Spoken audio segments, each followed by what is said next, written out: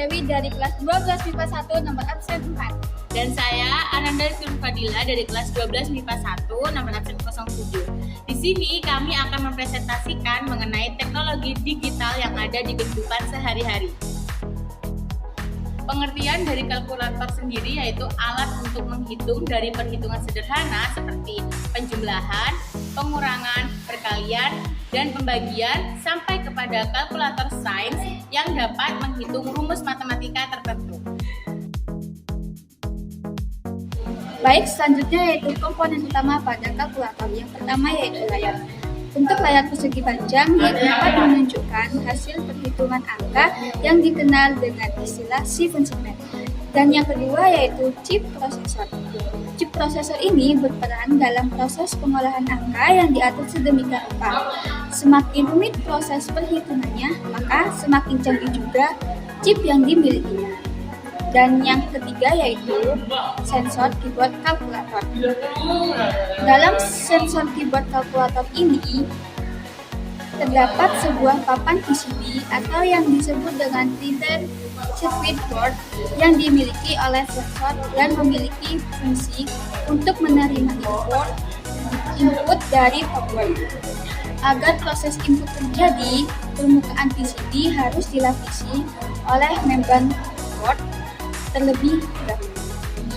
Dan yang terakhir yaitu baterai lithium.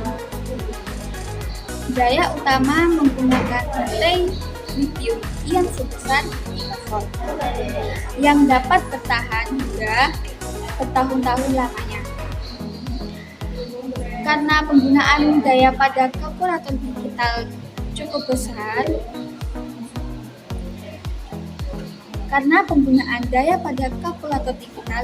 rendah. Yang pertama adalah tombol kalkulator.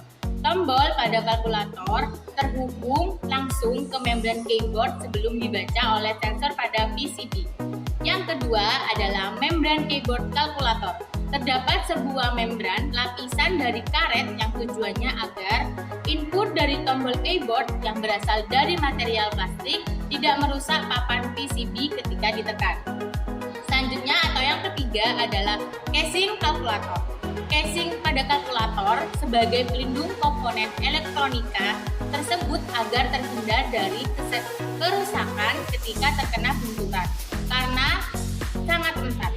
Material casing berbahan plastik yang bersifat ringan dan memiliki biaya produksi yang relatif murah. Kelebihan dari kalkulator sendiri adalah dapat mempermudah kita dalam menghitung sesuatu dengan cepat dan benar.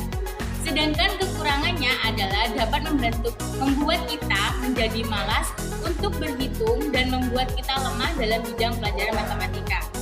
Selain itu, kekurangan lainnya adalah ketika menghitung adanya pertambahan dan perkalian, hasil yang dihasilkan dari perhitungannya tetap salah. Karena misal 5 ditambah 5 dan kali 5 hasil dari kalkulator 50. Sedangkan apabila kita menghitung manual, perkalian didahulukan dalam proses penjumlahannya. Jadi 5 kali 5 adalah 25 dan ditambah 5 hasilnya 30. Dan jawaban yang benar adalah hasilnya adalah 30. Baik, selanjutnya chip pada kalkulator bekerja menggunakan sistem linear.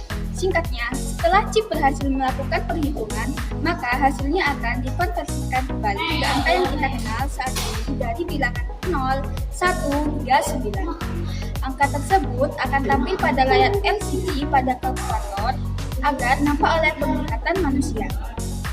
Cara kalkulator memanipulasi angka dengan melibatkan representasi bilangan desimal dalam bentuk biner dan mengkombinasikan dengan rangkaian listrik yang dikenal sebagai gerbang logika. Kalkulator menyimpan dan memproses angka menggunakan biner. Jadi kesimpulannya adalah proses manipulasi angka pada kalkulator diatur oleh chip prosesor. Proses manipulasi angka tersebut menggunakan prinsip biner dan gerbang logika. Setelah proses manipulasi angka terjadi, maka angka dan operasi bilangan matematika dikembalikan kembali ke layar untuk ditampilkan sebagai hasil dari proses perhitungan. Terima kasih, sekian presentasi dari kami berdua. Apabila ada kesalahan, kami mohon maaf. Wassalamualaikum warahmatullahi wabarakatuh.